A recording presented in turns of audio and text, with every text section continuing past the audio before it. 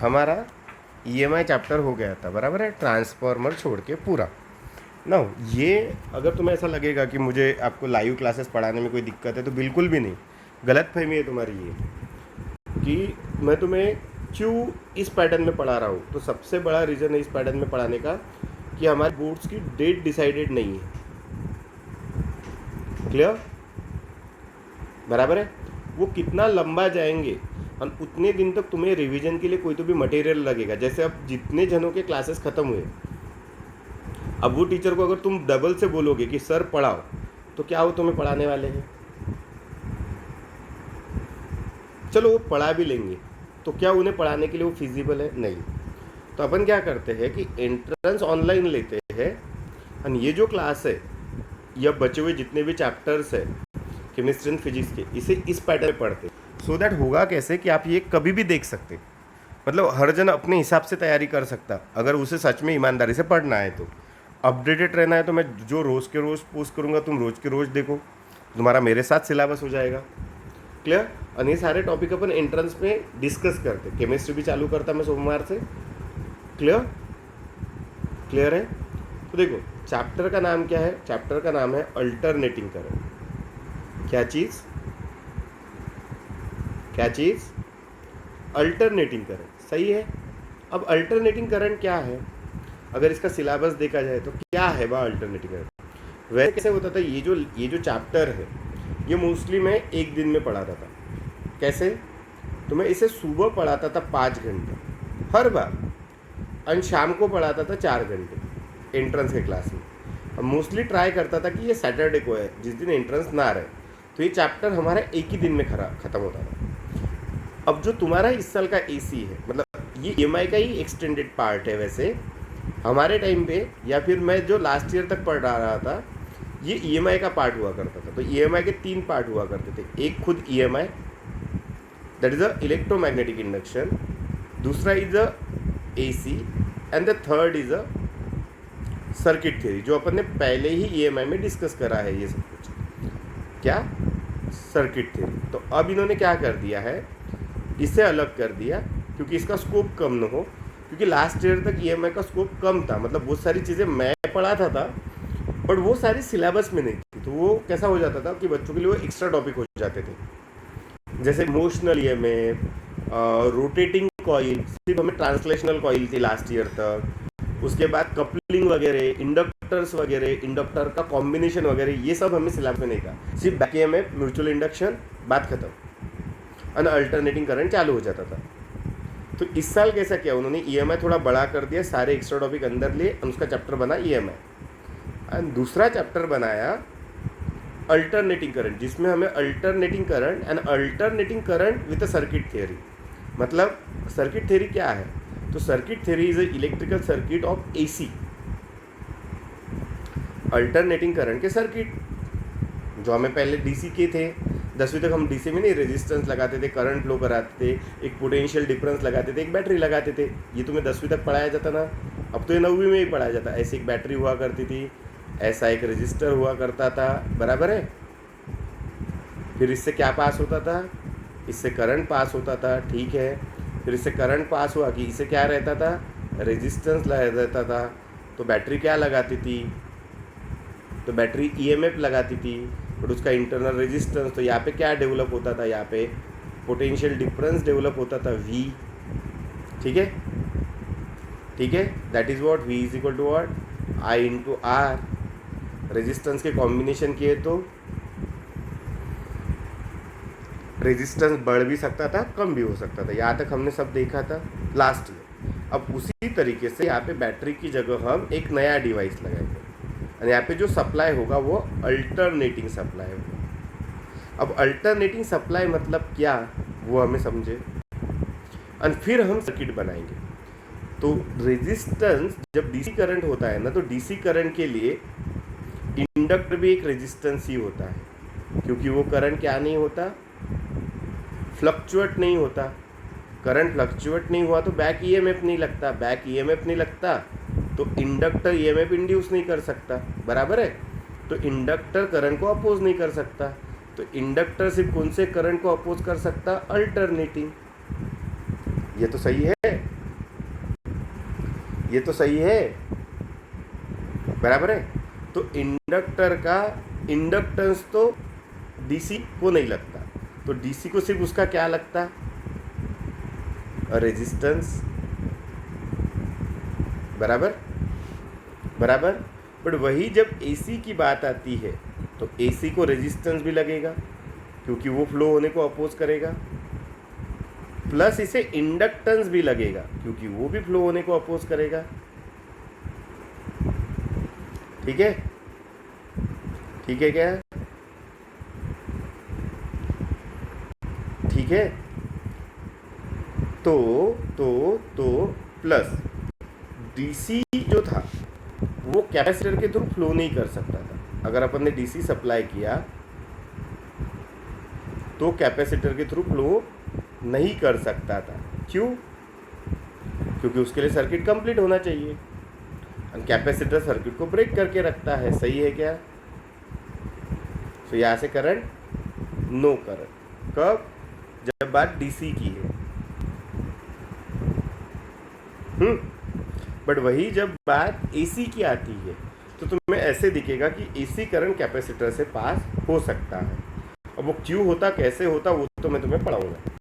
मतलब कैपेसिटेंस भी लगेगा, किसे,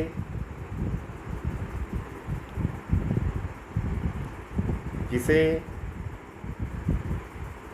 एसी को।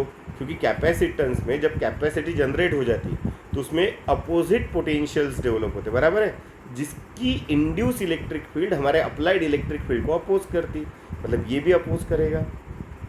तो जब अल्टरनेटिंग नेचर का करंट होगा उसे रेजिस्टेंस तो लगेगा ही डीसी जैसा, प्लस उसे इंडक्टेंस भी लग सकता, उसे कैपेसिटेंस भी लग सकता। मतलब कैपेसिटर ये डिवाइस भी उसे अपोज करेगा, इंडक्टर ये डिवाइस भी उसे अपोज करेगा, और रेजिस्टर ये डिवाइस भी उसे अपोज करेगा। मतलब उसे कंट्रोल करने के लिए हमारे पास तीन चीज़ें होगी। कौन कौन सी? रेजिस्टेंस, इंडक्टेंस और कैपेसिटर। तो हमें इस चैप्टर में यही पढ़ना है कि भाई AC supply with a resistance, AC supply with a inductor और AC supply with a capacitor, और फिर इन तीनों के कॉम्बिनेशन तो सर्किट बनेंगे। तो एसी के ऐसे जो सर्किट बनेंगे वो पढ़ना, मतलब क्या पढ़ना, that is called a circuit theory.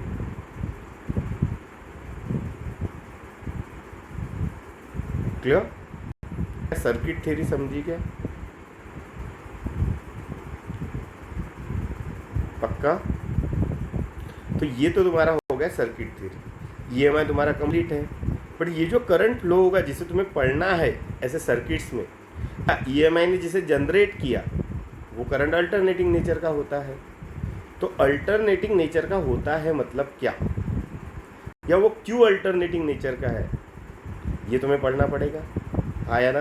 तो ये आइडिया देता है ये वाला chapter, that is called what, क्या नाम होगा चैप्टर का? व्हाट, चलो मैं बॉक्स कर लेता हूँ, that is called a alternating current. Clear?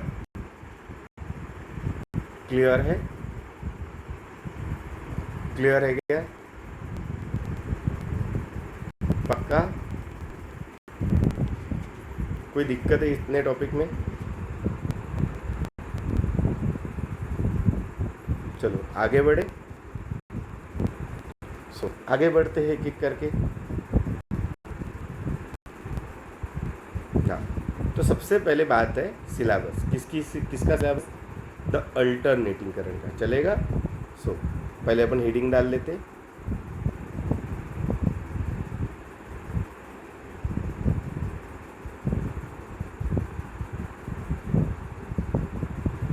Heading is alternating current. चलो चैप्टर है तो इसे बॉक्स भी कर लेते हैं, चलेगा? थोड़ा डेकोरेशन अच्छा लगता है ना, अगर अच्छी चीज़ें पढ़े तो अच्छी भी लगती हैं, अच्छे से थोड़ा पढ़े तो। ठीक है, ये हो गया बॉक्स। चलो ठीक है, अब सिलेबस लिख लेते हैं। ठीक है, सिलेबस। चलो सिलेबस,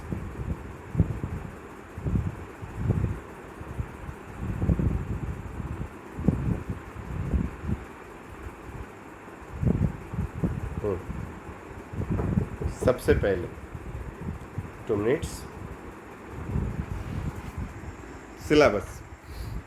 सबसे पहला पॉइंट वही अल्टरनेटिंग करंट मतलब क्या।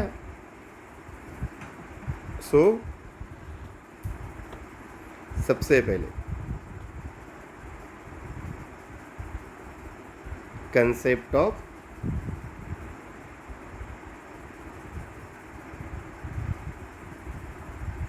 अल्टरनेटिंग करंट, ठीक है। सेकेंड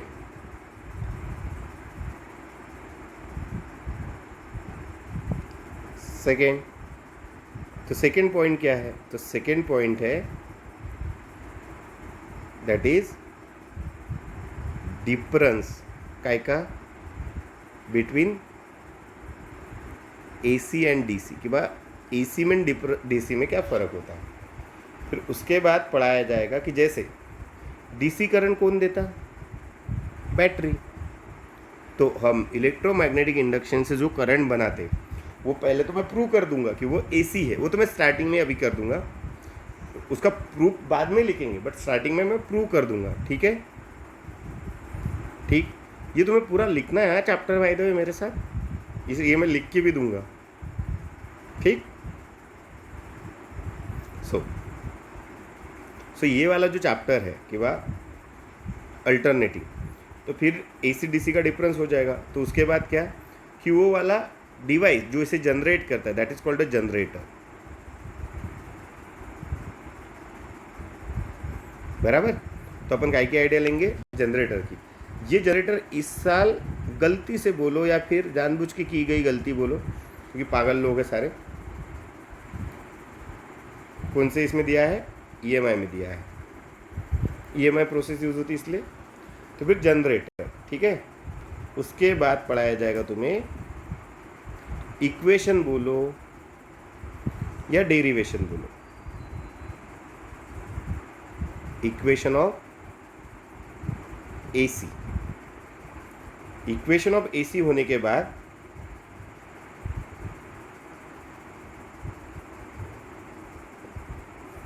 इक्वेशन ऑफ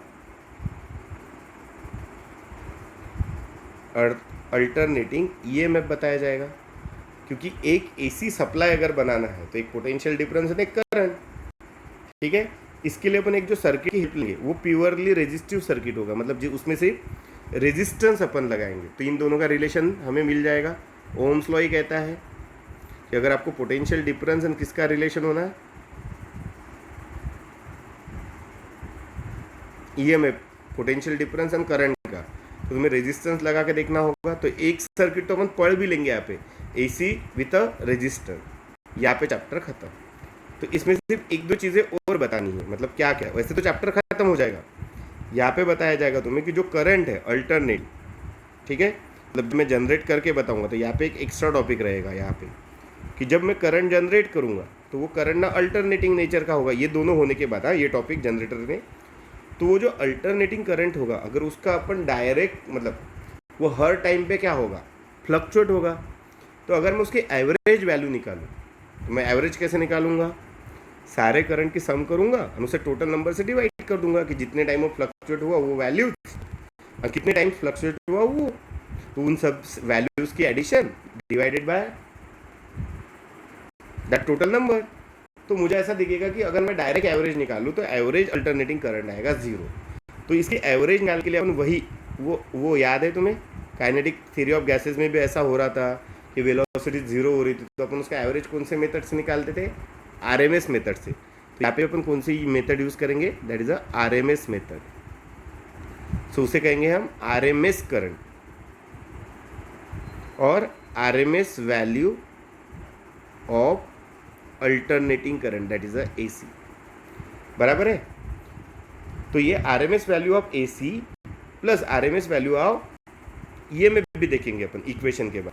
तो ये तीनों टॉपिक होने के बाद हमें क्या देखना रहेगा, तो अपन उसे अलग से एक सिलेबस पॉइंट ही लिख लेते। सो नेक्स्ट सिलेबस पॉइंट क्या रहेगा अपना ना, RMS value of AC and alternating EMF, ठीक है, ठीक। फिर इसमें ये भी पढ़ लेंगे,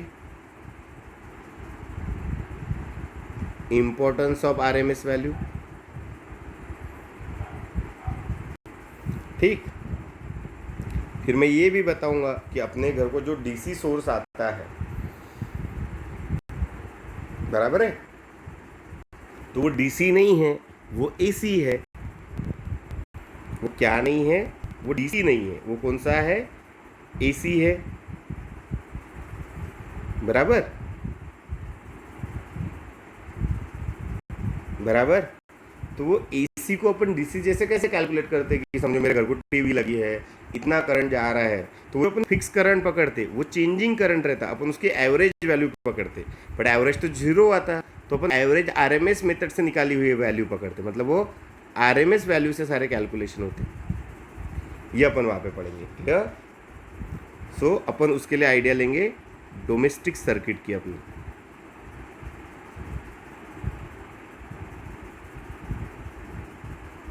कंफर्म। वही वो 10वीं में जैसे अपन लिख के लेते थे ना, हमारे घर एसी सप्लाई आता है वगैरह वगैरह वगैरह, इस तरीके से लिख के लेंगे, ठीक है। इतना सा सिलेबस है जो एक ही दिन का चैप्टर है वैसे, बट ऑनलाइन है तो मैं इतने टॉपिक पढ़ाऊंगा तो तुम्हें लगेगा मैंने घाई कर दी, ऑफलाइन में कुछ भी चलता था, ठीक। तो पहले तो तुम सिलेबस नोट डाउन करो, कर लिया होगा तुमने रुका के, चलो आगे बढ़ते हैं, चलेगा, आगे बढ़ते हैं, सिलेबस कंप्लीट ना। द नेक्स्ट, वैसे तो लेक्चर 2 चालू हो गया, बट आज मैं थोड़ा ज़्यादा पढ़ाऊंगा, क्योंकि मुझे जनरेटर की आइडिया देनी है, क्लियर। तो जब हमें डीसी करंट बनाना होता है ईएमआई से, ध्यान से सुनो मैं क्या बोल रहा हूँ, जब मुझे ईएमआई से कौन सा करंट बनाना होता है डीसी, तो मुझे ना थोड़ी एडजस्टमेंट करनी पड़ती, मतलब मुझे स्प्लिट रिंग बनानी पड़ती, ठीक है। बट वही अगर मैं ईएमआई से कौन सा करंट बनाना चाहूँ एसी, तो वो डायरेक्ट भी अगर मैं लूँ तो मुझे ऐसा दिखेगा कि जो करंट बना ना वो अल्टरनेटिंग नेचर का बना ना। अब सवाल वैसे तो देखो, वैसे तो 10वीं में डीसी एसी हुआ तो मैंने बताना नहीं चाहिए अगर आप अच्छे से याद कर सकते तो, बट फिर भी मैं बताऊंगा, ठीक। वैसे ये मेरा काम नहीं रहा क्योंकि ये 10वीं में ख़त्म हो चुका, बराबर, बट फिर भी अपन डिस्कस करेंगे। तो इस वाले जो मैंने अभी बयान दिया है, बाबा जी ने जो प्रवचन किया है, वो बाबा जी के प्रवचन से तुम्हें क्या समझना चाहिए कि ओरिजिनली अगर ईएमआई से करंट बनता होगा तो वो कौन सा करंट बनता होगा, दैट इज़ अ अल्टरनेटिंग बनता होगा। क्योंकि अगर अपने सर कह रहे हैं कि डीसी बनाने के लिए उन्हें क्या लगानी पड़ रही है, स्प्लिट रिंग, इसका मतलब ईएमआई से ओरिजिनली डीसी नहीं बनता, ये पहली बात। हाँ, डीसी के लिए तुम बैटरी से डायरेक्ट ले सकते हो, बैटरी ओरिजिनली ही कौन सा करंट देती है, that is a direct current, that is a DC. अब ओरिजिनली ही डीसी देती, ये ओरिजिनली ही एसी देता, तो हमें क्या पता होना चाहिए, तुम बताओ कि भाई वो तो सब सही है, पहले ये तो बता कि एसी मतलब क्या एंड डीसी मतलब क्या। ये क्वेश्चन तुम्हारे दिमाग में आया होगा, ये छोटा सा जो तुम्हारा दिमाग है ये, इस पे क्वेश्चन मार्क आ गया। क्या क्वेश्चन मार्क आ गया कि भाई एसी मतलब क्या एंड डीसी मतलब क्या। तो राम लालो याद करो वो कुर्बानी कि what is the AC and what is the DC. तो थोड़ा याद करने की कोशिश करो, सो दैट क्या होगा, थोड़ा मेमोरी को भी अच्छा लगेगा। आया क्या यार, आया रे, राधे आ गया, वो देख के मत पढ़ना, नहीं तो कुछ भी याद नहीं आएगा। राधे देख के राम राम सत्य हो सकता। चलो बता, सोचो सोचो, सोचा, चल फिर आगे बढ़ते हैं। तो मैं तुम्हें एसी डीसी समझाता हूँ, पहले समझ लो फिर मैं तुम्हें बताता हूँ एक एक चीज। डीसी का मीनिंग होता है डायरेक्ट करंट। एक एक चीज, व्हाट इज माने DC, that is a direct current. ये पहला पॉइंट। सेकेंड, डायरेक्ट करंट मतलब क्या? तो अगर एक रेजिस्टर है तो उसे एक पॉजिटिव टर्मिनल और एक नेगेटिव टर्मिनल डायरेक्ट जोड़ा होना चाहिए। डायरेक्ट किसको जोड़ो? पॉजिटिव नेगेटिव पोटेंशियल को जोड़ो। तो उसमें तुम्हें दिखेगा कि करंट पॉजिटिव से नेगेटिव फ्लो होना चाहता है, अगर सर्किट कंप्लीट है तो। हमने डायरेक्ट कनेक्शन किए और जो करंट मिला उसे कहते हैं डायरेक्ट करंट। ठीक, हमने कुछ घुमाया उमाया क्या? डायरेक्ट दो टर्मिनल है उन्हें कनेक्शन करना है, इसलिए इसे डायरेक्ट कहते हैं। डायरेक्ट करंट की कुछ प्रॉपर्टीज होती है। डायरेक्ट करंट का क्या होता है कि इसकी वैल्यू तो बदल सकती, वैल्यू तो किसकी भी बदल सकती। क्या बदल सकती? वैल्यू कम ज़्यादा हो सकती, लेकिन डायरेक्शन नहीं बदल सकती।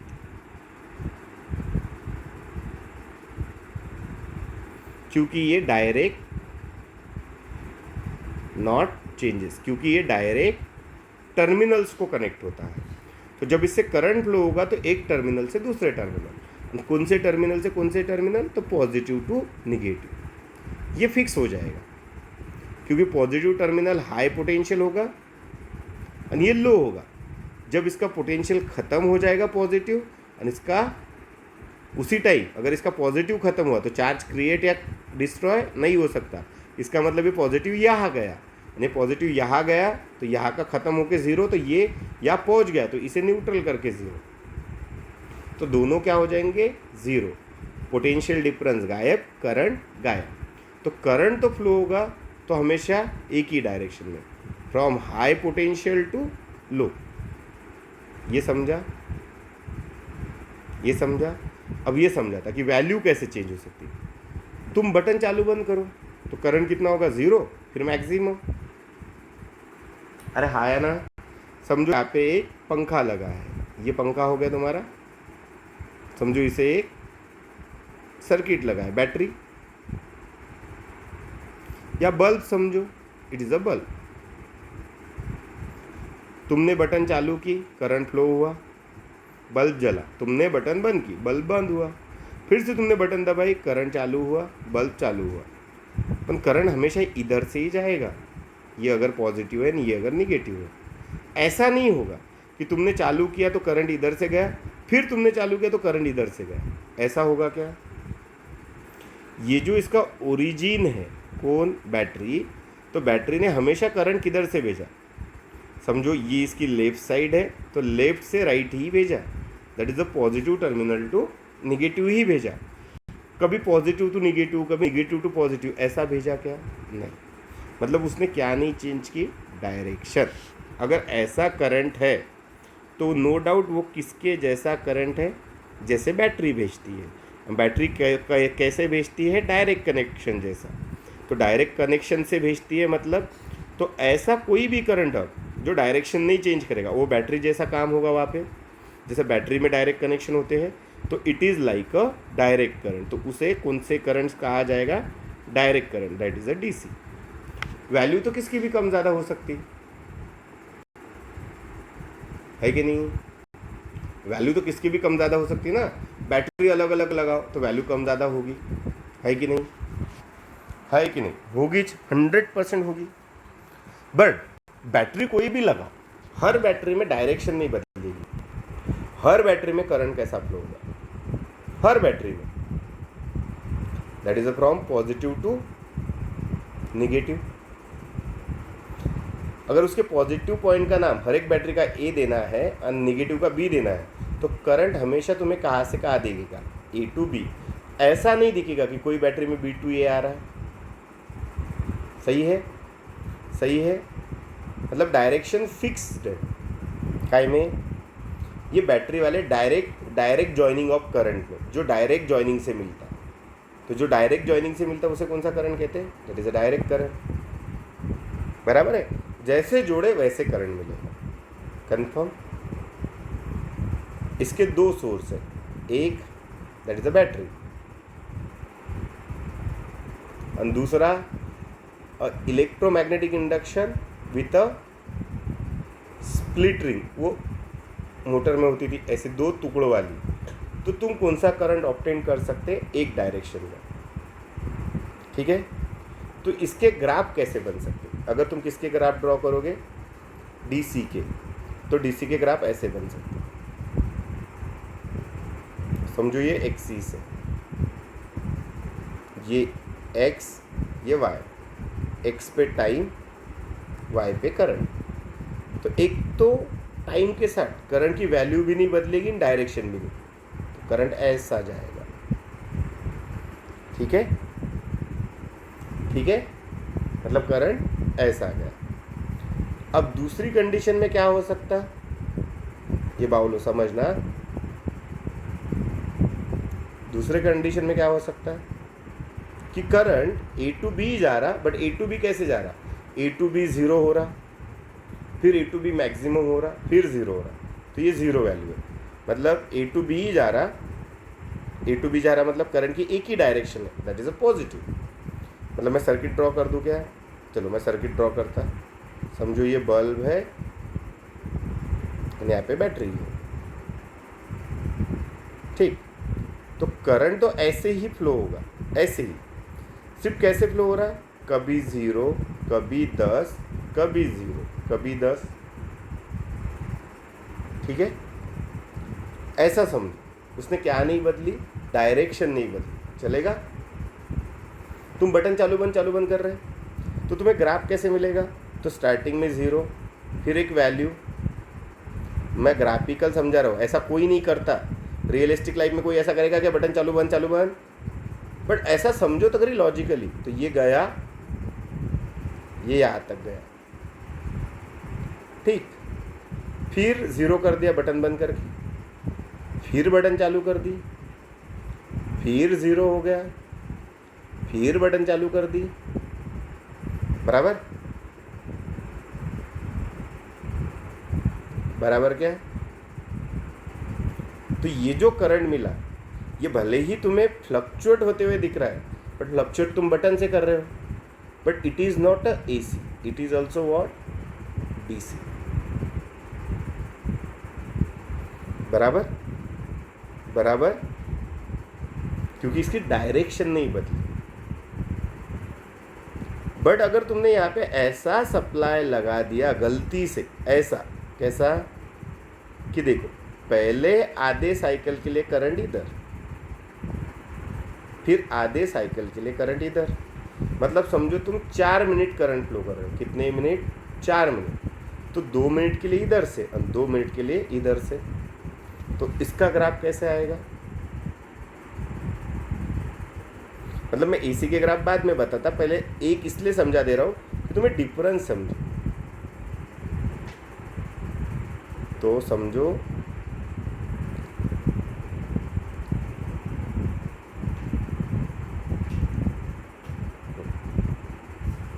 ये हो गया करंट, ये हो गया टाइम। करंट कैसे फ्लो होगा, आधे साइकिल के लिए इधर से, आधे के लिए इधर से। तो अगर इधर के करंट को मैं पॉजिटिव कहूँगा, A टू B, तो B टू A को मुझे माइनस कहना पड़ेगा क्योंकि ऑपोजिट डायरेक्शन में है। तो पॉजिटिव अगर ऊपर दिखाऊंगा तो नेगेटिव कहाँ दिखाना पड़ेगा, करंट नीचे, ठीक है। तो मुझे ऐसा 2 वे ग्राफ ड्रॉ करना पड़ेगा।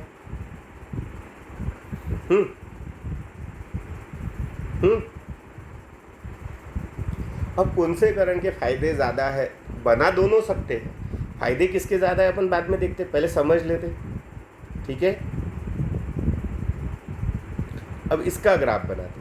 तो ये करंट पहले ना 0 था, फिर इसकी वैल्यू बढ़ते बढ़ते गई, ठीक है, ऐसे बढ़ते बढ़ते गई। अपन वेव जैसे भी निकाल सकते हैं, कोन जैसे भी, फिर बढ़ी, फिर उसी डायरेक्शन में कम हुई, मतलब उसी डायरेक्शन में फ्लो हुआ बट कम हुई, कितनी हुई, 0। अब जब बढ़ी तब ये अपोजिट डायरेक्शन में बढ़ी, और अब जब ये कम हुई तो उसी अपोजिट डायरेक्शन में कम हुई 0 तक। तो 0, ये यहाँ पे 1 मिनट, यहाँ पे 2 मिनट, यहाँ पे 3 और यहाँ पे 4। तो टोटल 1 से लेकर 4 मिनट तक करंट कुछ इस तरीके से फ्लो हुआ। तो इसने क्या चेंज की? वैल्यू, प्लस इसने क्या चेंज की? Direction also. मतलब मैं ऐसा बोल सकता ना कि इसका पॉजिटिव निगेटिव फिक्स नहीं है, वो चेंज होते रहता। क्या होते रहता? अल्टर होते रहता। तो ऐसा करंट जिसके पॉजिटिव निगेटिव टर्मिनल अल्टर्ड होते रहे, बट वो अल्टर कैसे हो? Periodically, after certain time. एक उसका पीरियड डिसाइड हो और वो पीरियड वो फिर पूरे टाइम के लिए कंटिन्यू करे। दूसरे करंट का दूसरा पीरियड हो, बट वो पूरे एक साइकिल में वो कंटिन्यू हो। मतलब पहली एक साइकिल कंप्लीट करने के लिए कितने? 4 मिनट। तो दूसरी साइकिल करने के लिए और 4 minute, that is 8 minute. Clear? Clear है? क्लियर है क्या? तो ऐसा जो करंट होगा जिसकी पॉजिटिव निगेटिव अल्टर्ड होते रहेगी, उसे कहते हैं कौन सा करंट? Alternating current. बराबर? तो अब ये हो गया अल्टरनेटिंग करंट की डेफिनेशन। तो ऐसा करंट मुझे मिलता है कैसे? EMI से, जो पीरियडिकली खुद की डायरेक्शन भी चेंज करता है, वैल्यू भी चेंज करता है। ऐसी चीज़ें जो ऐसा ग्राफ बनाए जो पीरियडिकली चेंज हो, उसे कहते हैं हार्मोनिक फंक्शंस। कौन से फंक्शंस? जो किस तरीके से काम करते हैं? पीरियडिकली चेंज होने का, उन्हें कौन से फंक्शंस कहते हैं? Harmonic function. कितने हार्मोनिक फंक्शंस है? 3। कौन कौन से? Sine, cos, tan. Let it be, but sine and cosine, these are the harmonic functions 100%। इनकी वैल्यू पीरियडिकली चेंज होती है आफ्टर सर्टन इंटरवल। मतलब ये जैसे 0 को 0, 90 डिग्री को 1, 180 को फिर से 0, 270 को फिर से -1, फिर 0। मतलब minimum maximum after certain interval खेलते रहता है, ग्राफिकली भी। बराबर है? बराबर है? तो जो ऐसा अगर जिसका अपन फॉर्मूला बनाए और जिसके फॉर्मूले में क्या आ जाए, साइन या कोसाइन, इसका मतलब उसकी वैल्यू कांस्टेंट नहीं रहेगी, हार्मोनिकली चेंज होगी। हार्मोनिकली चेंज होगी मतलब पीरियडिकली चेंज होगी। ये मैथ्स में पढ़ाया होगा तुमने, या ऑसिलेशन में पढ़ाया होगा। ठीक है? कैसी चेंज होगी? पीरियडिकली। तो ऐसा जो करंट होगा उसे कहेंगे हम अल्टरनेटिंग करंट। मतलब उसके पॉजिटिव निगेटिव फिक्स नहीं है, जिसका ग्राफ ऐसे ऊपर नीचे बनेगा, तो वो करंट कौन सा करंट कहलाएगा? That is a AC। Otherwise अगर उसकी सिर्फ वैल्यू चेंज होती है, मतलब वो पीरियडिकली खुद की डायरेक्शन नहीं अल्टर करता, मतलब वो पॉजिटिव निगेटिव में नहीं खेलता, वो पॉजिटिव ही रहता, तो वो DC करंट होगा, sorry direct current, that is a DC होगा।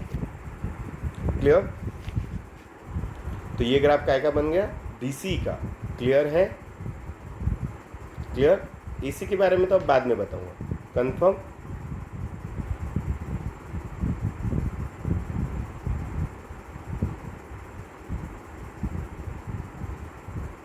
कंफर्म है क्या? तो और 1-2 ग्राफ बना सकते हैं अपन। ठीक, ये हो गया पहला, ये हो गया दूसरा। समझो और एक ग्राफ बनाया कुछ इस प्रकार से, झिक झिक झिक झिक, दैट इज अ DC। झिक DC सही है, क्योंकि डायरेक्शन नहीं चेंज हो रही। क्लियर है क्या? तो ये जो करंट डायरेक्शन नहीं चेंज करता ना, उसमें ना हीटिंग लॉसेस ज़्यादा होते हैं। क्यों, क्या, कैसे, ये अपन देखेंगे RMS वैल्यू की इंपॉर्टेंस के टाइम पर। वो जो मैं RMS बताऊंगा ना, तब ये सारी चीज़ें बताऊंगा। ठीक है? ठीक है कि AC में हीटिंग लॉसेस क्यों कम है, बता अभी भी सकता हूँ, लेकिन आरएमएस के टाइम पे ना एक फॉर्मूला भी प्रूव करना है, तो फॉर्मूला प्रूव करने के बाद वो मैथमेटिकली वो फॉर्मूला भी प्रूव करता कि भाई देखो अगर ये डीसी होता था तो लॉसेस कितने आते थे, और एसी है तो लॉसेस कितने हैं। मतलब जितना डीसी हमें भेजना होता है उतना अगर हम एसी भेजें तो लॉसेस उसके हाफ होते हैं, मतलब ऐसा समझो। ऐसा कैसे वो वगैरह, हाफ तो नहीं, मतलब डायरेक्ट आधे नहीं होते, पर √2 टाइम्स होते। क्लियर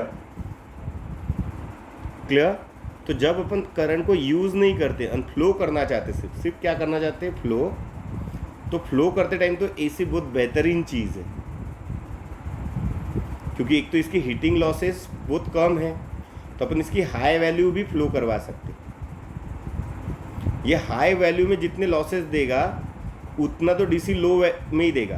तो हाई का फ़ायदा ये होगा कि जब हाई करंट अपन फ्लो करेंगे हाई वैल्यू का, तो बहुत स्पीड से ट्रैवल करेगा, तो अपना टाइम बच जाएगा। क्लियर। प्लस एसी होने से उसका लॉसेस भी कम होंगे। क्लियर है।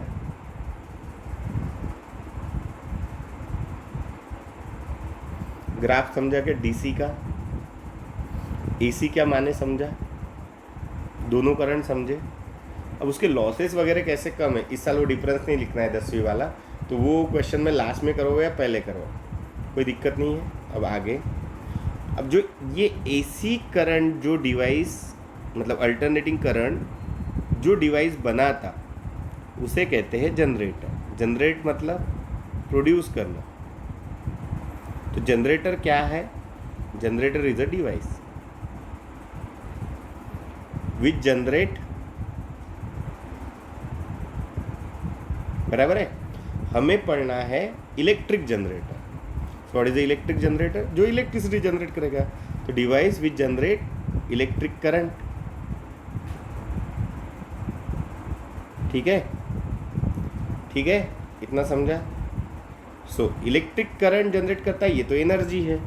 कोई भी चीज़ दुनिया में एनर्जी बना सकती क्या, नहीं। मतलब जनरेटर भी एनर्जी बनाता नहीं होगा, कन्वर्ट करता होगा। सो ऐसा डिवाइस जो मैकेनिकल एनर्जी को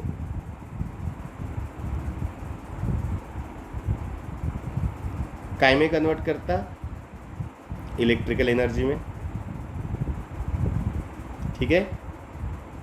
तो ये होगी डेफिनेशन काय की, जनरेटर की। क्या डेफिनेशन होगी, ये लिख लेना है तुम्हें जब भी ये मिले टाइम, ठीक है, ठीक है।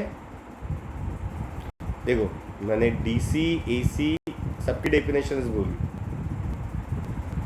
बराबर है, बराबर है क्या। थोड़ा स्लोली सुन के देख लेना। The current which does not change its direction is called DC. The current which change its direction as well as value as well as direction periodically is called alternating current, ठीक है, ठीक है। Definition समझ गए दोनों की। उसके बाद इलेक्ट्रिक जनरेटर, क्योंकि ये पहला टॉपिक है, अब तक तुम्हारे सिलेबस वाला कोई टॉपिक नहीं था। सो ये सिलेबस वाला टॉपिक है। क्या टॉपिक है अपना, generator. So what is the generator, चलो लिखो, the device which convert mechanical energy into electrical energy is called generator. तो ये जनरेटर, करंट कितने टाइप का है, 2। तो जनरेटर के भी कितने टाइप्स होंगे, 2। बट ऑब्वियसली है कि नहीं, है कि नहीं, बट ऑब्वियस सी बात है, ये तो होना ही था। ये तो बाय डिफॉल्ट चीज़ है कि ये तो होना ही था, क्योंकि इलेक्ट्रिक करंट तो 2 प्रकार का है। तो कौन से generator, the AC generator, and second a DC generator, ठीक है। अब इसकी भी डेफिनेशन लिख के दूँ, okay. The current which generate alternating current is called AC generator, and DC generator is what, the current which generate, sorry, the generator which generate direct current is called DC generator. अब but यहाँ पे सवाल क्या है, क्या battery DC generator है? नहीं। DC generator मतलब जो डायरेक्ट करंट तो करता, मतलब डायरेक्ट करंट तो करता, बट प्रोसेस जनरेटर वाली हो। जनरेटर की प्रोसेस क्या है? अब mechanical energy into electrical energy, ठीक है। बैटरी की प्रोसेस क्या है? Chemical energy into electrical energy. So उसे जनरेटर नहीं कहेंगे, समझा क्या? इसलिए मैंने एक एक चीज समझा। क्लियर? क्लियर है? क्लियर? ओके, यहां तक सही है। तो बट हमें ये पता है व्हाट, हमें क्या पता है कि मैकेनिकल एनर्जी को इलेक्ट्रिकल एनर्जी में अगर कन्वर्ट करना है, मैकेनिकल एनर्जी को अगर इलेक्ट्रिकल एनर्जी में कन्वर्ट करना है तो किसकी हेल्प लेनी होती है? पट से बोलो, पट से बोलो, किसकी हेल्प लेनी होती है? ये अगर करना है तो हेल्प किसकी लेनी होती है? बताओ।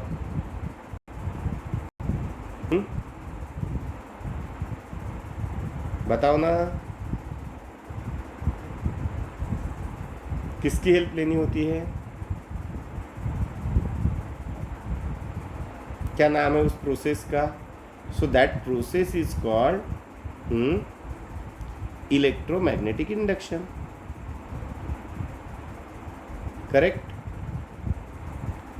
उस प्रोसेस को क्या कहते हैं? इलेक्ट्रोमैग्नेटिक इंडक्शन, जिसमें हम क्या करते हैं कि mechanical energy in a magnetism देते हैं। So magnetism on a coil changing हो जाता है। अगर वो चेंजिंग हो जाएगा तो changing magnetism leads to current. मतलब आपको जनरेटर का वर्किंग पता है। फिर भी एक बार अपन जनरेटर देख लेते हैं, चलेगा? चलेगा क्या? इतना समझा है? तो जनरेटर बेसिकली काय पे काम करेंगे? कोई भी generator, that is electromagnetic induction. सही है। तो हम क्या लिखेंगे? Principle of working of, principle मतलब rule of working of generator. क्या है principle of working of generator? Any electrical generator work on a phenomena of electromagnetic induction, that is changing magnetic flux induce current और EMF। ठीक है, लिखा? Revise करके शांति से सुनना, स्लो मोशन में सुनना रहे तो ऐसे सुनना। समझा? समझा गया? ये अपन ने अब तक यहाँ तक देखा है। इसमें कोई दिक्कत? इसमें कोई दिक्कत है? ये मैंने पहले ही पढ़ाया है। क्लियर? तो वो तो पढ़ाऊंगा नहीं। तो direct AC, that is alternating current देखने की, मतलब गलती से भी गलती ना करना। पहले ईएमआई देखना, एटलीस्ट ईएमआई का फैराडेज लॉ देखना, फिर अल्टरनेटिंग करंट देखने की कोशिश तो भी करना। ये समझा है? आगे समझो, हमने दो मैग्नेट लिए और उसकी मैग्नेटिक फील्ड कुछ इस प्रकार से। पूरा ड्रॉ करूं क्या? चलो, तुम्हारे लिए कोई बात है क्या? पूरा स्ट्रक्चर ऑफ जनरेटर ड्रॉ करता। हमें बेसिकली जनरेटर सिलेबस में भी नहीं है, ठीक है? 10वीं में ख़त्म हो चुका है ये। इस साल स्टेट बोर्ड ने रखा था वो सिलेबस में, ठीक है? बट हुआ ऐसा, क्या हुआ कि वो ड्यू टू कोरोना कट गया। वैसे स्टेट बोर्ड को शर्म आनी चाहिए थी कि 10वीं में जिसका वर्किंग प्रिंसिपल हो गया है, न्यू सिलेबस में वो कैसे ऐड करे। बट शायद हमारा स्टेट बोर्ड ज़्यादा होशियार है तो उसने वो रख लिया है। क्लियर? तो चलो फिर भी ड्रॉ करते हैं।